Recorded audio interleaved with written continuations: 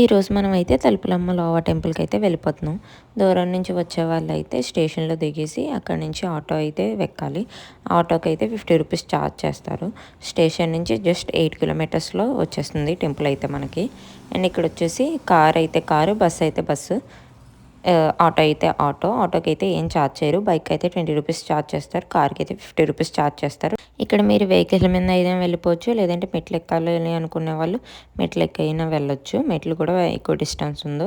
And ఇక్కడ మనం వంట చేసుకోవాలంటే చేసుకోవచ్చు, లేదంటే మనీ ఇస్తే వాళ్ళే చేసేసి మొత్తం అంతా అరేంజ్ చేసేస్తారు.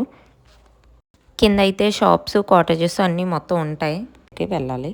సో ఇది వచ్చేసి లైన్ అనమాట. సో లైన్లో నించున్నాక దర్శనానికి అయితే పంపుతారు. అండ్ మేము వచ్చింది సండే కాబట్టి అసలు ఖాళీ లేదు, వెళ్దామా వద్దా అని మేము అక్కడే ఉండిపోయాం. ఫైనల్గా ఏదోలా వెళ్ళిపోయాం. అండ్ ఇక్కడ వచ్చేసి ఇదే మెయిన్ టెంపుల్ అనమాట. తలుపులమ్మ తల్లిని చూసాం, చాలా హ్యాపీగా అనిపించింది. దర్శనం కూడా చాలా బాగుంది. అమ్మవారు అయితే చూసారు కదా ఎంత బాగున్నారు. దాని తర్వాత ప్రసాదం అయితే తీసుకున్నాం. ఇక్కడ లడ్డు అండ్ పులిహోర అయితే ఫేమస్ అనమాట. సో మేము తీసుకొని తినేసి ఇంకా మెట్లెక్కి అయితే వచ్చేస్తున్నాం.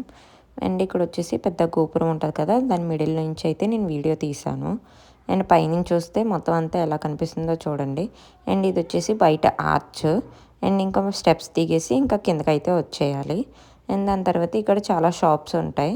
అండ్ ఈ షాప్స్ అయితే లెఫ్ట్ సైడ్ ఉంటాయి. మనం వెళ్ళే రూట్ కొండెక్కి కాకుండా మళ్ళీ వేరే సైడ్ స్టెప్స్ అయితే ఉంటాయి. ఆ స్టైల్ నుంచి వెళ్ళాలి.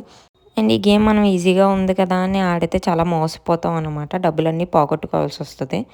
అండ్ వెళ్ళినప్పుడు జాగ్రత్తగా